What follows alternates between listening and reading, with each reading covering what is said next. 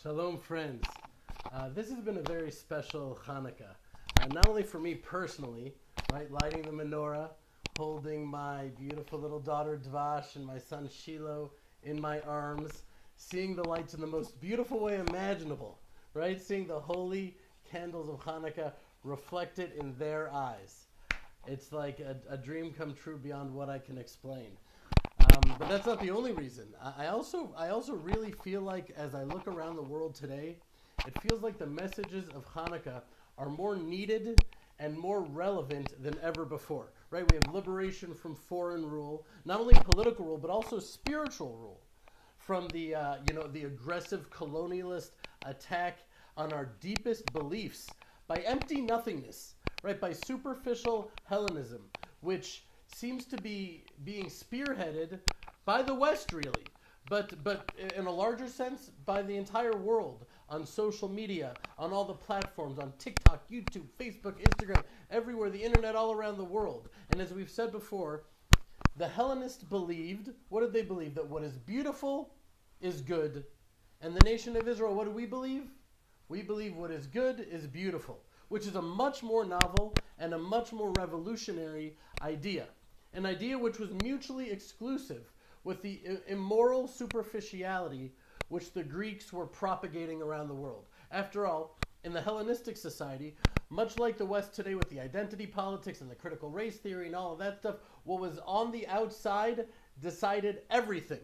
If a child was deformed, disabled, or even just ugly, at least by the conventions of that time, kill them. Leave them to die. That was back then. Now it's just social pariah. You just don't matter. You're invisible. You don't exist. And don't even think twice about it. Don't feel guilty. After all, the very concept of guilt in the first place was a Jewish invention. But according to the nation of Israel, what is good is beautiful. Kindness, compassion, mercy. It doesn't matter. It doesn't matter whether it's done by a GQ model or a fashion icon or anyone else. If it's an act of goodness, that is what defines true beauty, not merely what's on the outside. But how did we get to this deep truth? How did we arrive at this novel idea? What's the secret to piercing through all the superficial externalities to seeing the deeper, inner, secret dimensions of existence? Well, here in our fellowship, we know the answer to that question. That's why we're here. It's what we dedicate our time to every single week, and it's what ideally we devote our entire lives to pursuing and fulfilling: the Torah. And that's why, as my friend Rabbi Wilds points out, in the famous Al Hanisim prayer, we remember that the true nature of the war of the Greeks against the Israelites was lahashkicham Toratecha, that they should be successful at causing us to forget our holy Torah, God forbid. Their hope continues to this day to be that they would be successful in distracting us with their coliseums and their gymnasiums and their vomitoriums, with their flashy and attractive distractions which catch the eye and often, yes, do appeal to the senses. And all this would cause us to simply forget. Their hope was that our ancient scrolls and our legal manuscripts would not be able to compete with their flashy seductions. And indeed, many of the Jews of that time did become Hellenists and embrace that superficial, empty stupidity. But there was that obstinate few, that unyielding, unreasonable remnant that refused to give in. And through those small few, the nation was saved and the Greek Seleucid Empire was brought to their knees. And friends, today feels no different. The superficial secular distractions of emptiness and immorality are reaching to the far ends of the earth through these behemoth social media corporatocracies that seem so strong and compelling that it feels impossible to even try and resist. But resist we have, right? And resist we do. And while they may think that they have already been successful and they've won the battle and the rest is just details, what they don't know is that the fight is still on. And this fellowship is a prime example of the unreasonable fight of a single candle against a world of darkness. One of the ongoing debates around Hanukkah that I love so much revolved around what the nature of the oil that was lit in the temple. Because yes, we know that one day's worth of oil lasted 8 days. But did it happen that the first day's portion of oil was fully consumed naturally on the first night, and the new miraculous oil was replenished each following day? Because that is one opinion. But in this beautiful book that Shane and I have been enjoying this Hanukkah called The Light That Unites, they bring the opinion of Rav Soloveitchik that says such a thing would have been impossible because the oil that we're commanded to use is supposed to be natural olive oil. So according to that opinion, the 7 subsequent nights would have been invalid because it would not have been natural olive oil, but miraculous olive oil, which is not kosher. I always love the clash of rationalist legalism with the dimension of miracles. But anyways, Rav Soloveitchik explains something that feels true and even intuitive. He teaches that it was natural olive oil, but it was miraculously made more potent.